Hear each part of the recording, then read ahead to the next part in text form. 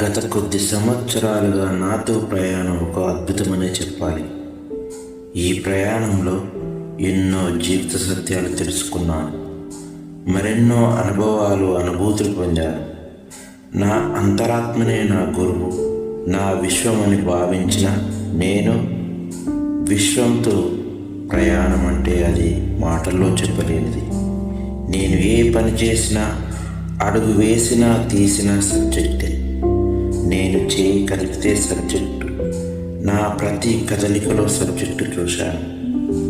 ఒక్క ఆలోచనే ఈ సృష్టికి మూలమా అనే ప్రశ్నకు నేనే సమాధానమయ్యాను. ఒక పేదవాడు ధనవంతుడు కాగలడు. ఒక్క సమస్యకు అనంతమైన పరిష్కారాలు ఉంటాయి. శతకోటి ప్రశ్నలకు అనంత కోటి సమాధానాలు ఉంటాయి. ఆ దారి నాకు మాత్రమే కాదు, భావి తరాలకు అందించాలనేదే నా ఆశయం.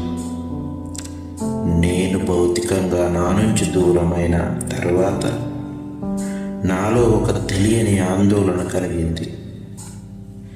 నేను ఎక్కడికి వెళ్ళలేదు, నాలోనే ఉన్నాను అని నాకు నేను సర్ది చెప్పుకునే ప్రయత్నం చేసిన నా అంతరాత్మలో ఒక అలజడి మొదలైంది.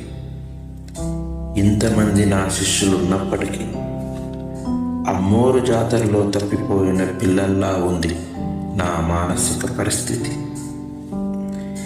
ఎవరో వస్తారు, ఏదో చేస్తారు అనేది పక్కన పెట్టి ఒక్క అడుగు ముందుకు వేయాలనే నిర్ణయం తీసుకున్నాను.